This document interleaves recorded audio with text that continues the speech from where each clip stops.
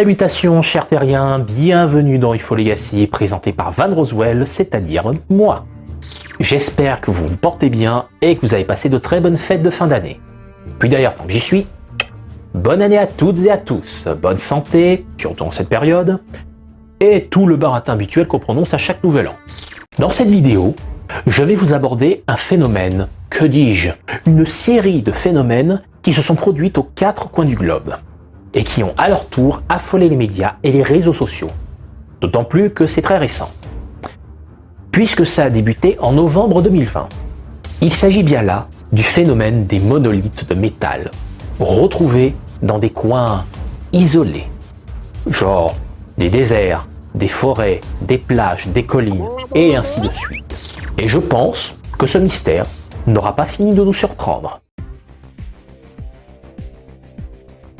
Le 18 novembre 2020, dans l'État de l'Utah, aux USA, c'est dans cette vaste étendue désertique que tout a commencé.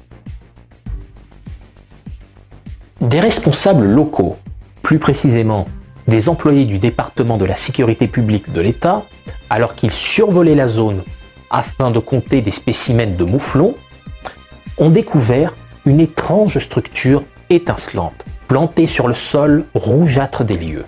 Suite à leur atterrissage, ils ont pu examiner ce monolithe de métal, aux formes de longs blocs triangulaires, dépassant plus de 3,50 m. L'endroit précis où il a été découvert se nomme le Red Rock Canyon, au milieu de roches rouges. Mais, après examen, ils ne purent déterminer la raison, ni l'origine de son emplacement soudain. Cependant, les autorités se refusaient de révéler l'emplacement exact de cette relique mystérieuse, pour éviter qu'une horde de petits curieux vienne envahir les lieux. Mais je suppose que vous savez que les informations circulent très vite, vraiment très vite sur le net. Donc ça a été vain. Peu de temps après l'annonce faite le 24 novembre 2020, comme vous pouvez le voir sur ce tweet, la découverte devint vite virale sur la toile du net, et beaucoup l'ont assimilé avec le fameux monolithe découvert par des primates du célèbre classique du cinéma 2020, l'Odyssée de l'espace.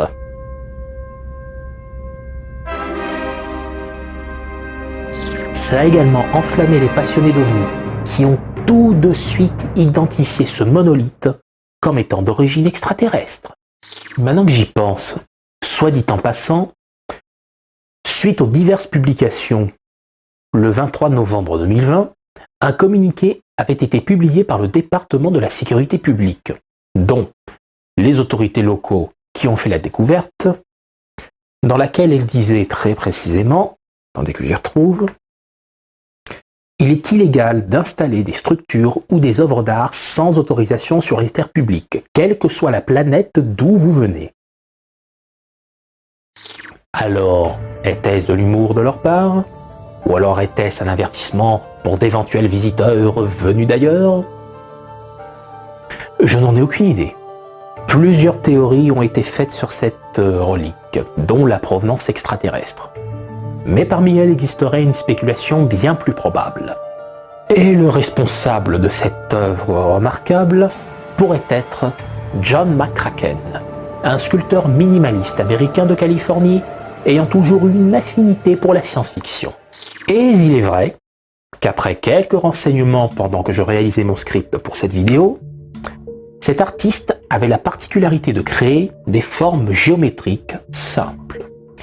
En particulier, des colonnes monochromes, dont notamment des monolithes, aux couleurs vives, et ce fut sa signature officielle dans les années 1960.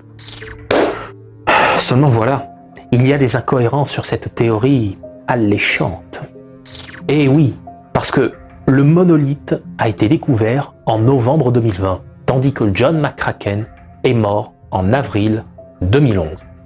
Mais, en supposant que ce soit son œuvre, il l'aurait créé, embarqué et planté là, sur le sol rougeâtre de l'Utah, dans le plus grand secret, sans jamais en parler à personne.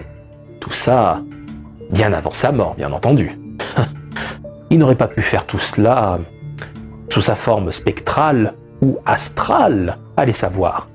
Alors j'avoue que cette théorie est bel et bien alléchante, et histoire d'épicer le tout, ce dernier était effectivement un grand lecteur de science-fiction.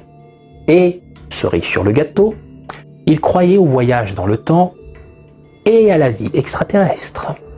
Et petit aparté, il était aussi lié d'amitié avec Leonard Nimoy, le célèbre acteur qui a incarné le célèbre lieutenant aux oreilles pointues, Spock, dans Star Trek.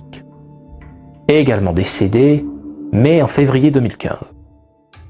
Paix à son âme, ou plutôt longue vie et prospérité, dans l'au-delà. Mais il y a encore un autre détail très important qui va bousculer cette belle histoire. En effet, des détectives en ligne ont réussi à déterminer quand la sculpture s'est matérialisée pour la toute première fois dans le désert avec l'aide de Google Earth. Ils ont affirmé qu'elle était placée en 2016, le 21 octobre 2016 pour être exact, soit 5 ans après la mort de McCracken. D'autant plus que l'improbable objet n'était pas présent sur la version précédente de Google Earth, en août 2015. Alors, si ce n'était pas McCracken, ça devait être un de ses plus grands fans qui a voulu lui rendre un dernier hommage. Pour en revenir sur la théorie des aliens, bien qu'il n'y ait pas d'autres preuves qui puissent confirmer leur venue et dépôt de leur monolithe, et suite au partage des coordonnées géographiques depuis les réseaux sociaux, plusieurs randonneurs sont partis à la découverte de cet obscur objet de désir. Parmi eux, David Surber, l'un des premiers à s'être rendu sur place, fit plusieurs publications sur l'objet et en fait une description précise. Selon ses analyses, le monolithe était en réalité fait d'un acier inoxydable, n'était pas du tout magnétisé comme le serait un autre métal, et était constitué de 3 pièces séparées, rivetées. 2 rivets manquaient à l'appel sur le dessus de l'œuvre. Et il ajouta aussi que l'objet n'était pas si éloigné de la civilisation que ça. Mais quelle civilisation? Alien, terrienne? Il aurait pu être un peu plus précis que ça. De toute façon, nous n'avons jamais pu connaître l'origine de cet objet, car peu de temps plus tard, elle avait disparu, le 28 novembre 2020. Là par contre, on connaît l'origine de la disparition, qui n'est hélas pas extraterrestre. Les responsables seraient 4 hommes, qui s'y sont rendus de nuit pour démanteler le prisme métallique, en l'évacuant en brouette, et disparaissent sans laisser de traces. Voici les images.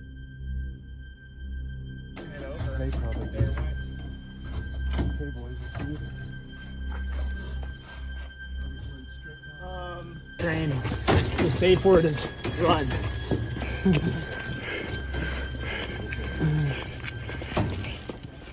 Il n'y a jamais eu d'autre explication quant à la raison de sa disparition. Cependant, on peut supposer que ces 4 personnes l'ont enlevé pour des raisons écologiques.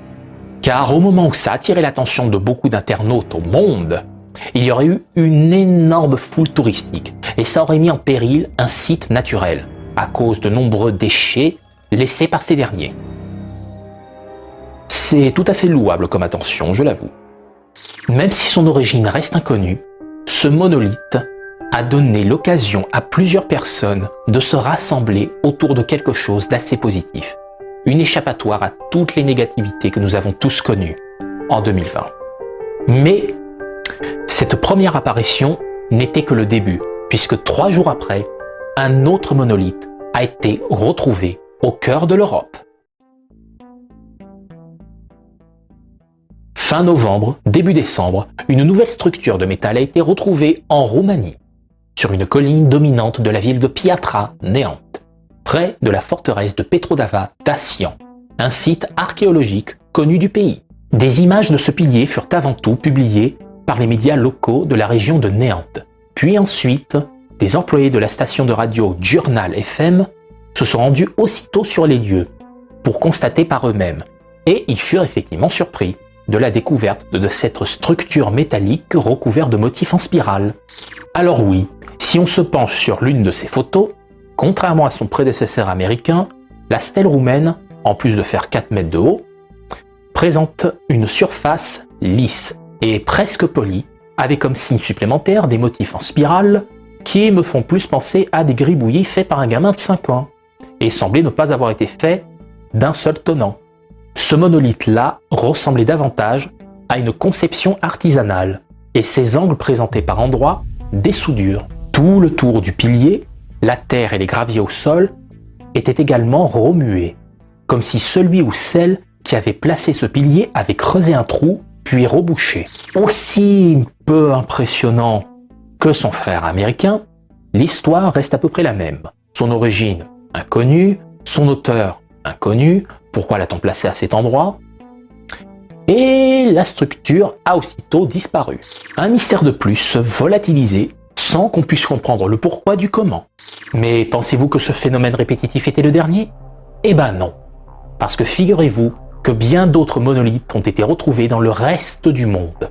Donc un autre aux USA, mais en Californie. Encore aux USA, à Las Vegas, sur une plage de l'île White, au sud de l'Angleterre, au nord du Pays-Bas, sur la commune d'Exireuil, dans les Deux-Sèvres, et j'en passe. La suite, je vous les dévoilerai avec grand plaisir dans la prochaine vidéo. Bon, sur ce, je vous salue les terriens, et encore une fois, très bonne année, et portez-vous bien.